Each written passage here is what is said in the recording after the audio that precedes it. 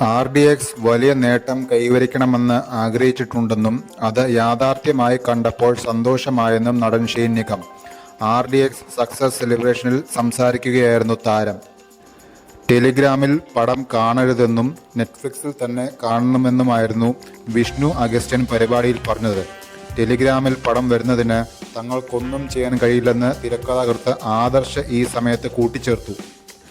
ആദ്യം തന്നെ എല്ലാവർക്കും ഒരുപാട് നന്ദി. ഇങ്ങനെയൊരു നേട്ടം RDXന് വരും എന്ന് ഒരുപാട് ആഗ്രഹിച്ചിരുന്നെങ്കിലും അത് യാഥാർത്ഥ്യമായി കണ്ടപ്പോൾ വളരെയധികം സന്തോഷമുണ്ട്. വ്യക്തിപരമായി ഓരോരുത്തരോടും ഞാൻ നന്ദി പറയുന്നു. എല്ലാവരുടെയും ഒരുപാട് നാളത്തെ സ്വപ്നവും ഹാർഡ് വർക്കുമാണ് ഇന്ന് ഏറ്റവും വലിയ വിജയത്തിൽ എത്തിച്ചതെന്ന് ഷെയ്ൻ നിഗം പറയുന്നു. RDX ടെലിഗ്രാമിൽ നിന്ന് കാണാതെ നെറ്റ്ഫ്ലിക്സിൽ നിന്ന് തന്നെ കാണണമെന്നായിരുന്നു നടൻ വിഷ്ണു അഗസ്റ്റ്യൻ പറഞ്ഞത്. പറ്റുമെങ്കിൽ നിങ്ങൾ ടെലിഗ്രാമിൽ നിന്നെടുക്കാതെ നെറ്റ്ഫ്ലിക്സിൽ നിന്ന് തന്നെ കാണുക. അതേ നമുക്കിപ്പോൾ ചെയ്യാൻ സാധിക്കൂ.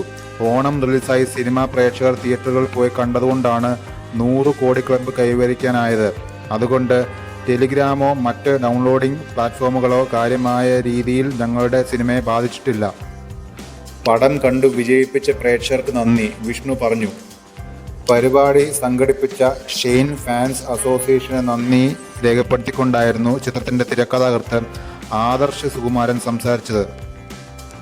ടെലിഗ്രാം പോലെയുള്ള പ്ലാറ്റ്ഫോമുകളിലേക്ക് സിനിമകൾ വരുന്നതിനെതിരെ തങ്ങൾക്കൊന്നും ചെയ്യാൻ കഴിയില്ലെന്നും ഇതിനൊക്കെ ഒരു അറുതി ഉണ്ടാവുമെന്ന് പ്രതീക്ഷിക്കുന്നുവെന്നും ആദർശ് പറഞ്ഞു. സംവിധായകൻ നഹാസും അണിയറ പ്രവർത്തകരും മറ്റും തിരക്കുകളായതുകൊണ്ടാണ് പരിപാടിയിൽ പങ്കെടുക്കാൻ എത്താതിരുന്നത് എന്ന് ആദർശ് പറഞ്ഞു. നഹാസും നമ്മുടെ ബാക്കിയുള്ള മെമ്പേഴ്സും കുറച്ച് തിരക്കുകളിൽ പെട്ടതുകൊണ്ടാണ് എത്താൻ സാധിക്കാത്തത് പോയത്. മലയാള സിനിമയിലെ ഏറ്റവും വലിയൊരു നേട്ടമാണ് 100 കോടി ക്ലബ്ബ് എന്നുള്ളത്. അതിലേക്ക് എത്താൻ സഹായിച്ച ലോകമെമ്പാടുമുള്ള എല്ലാ പ്രേക്ഷകർക്കും ഞങ്ങൾ നന്ദി അറിയിക്കുകയാണ്.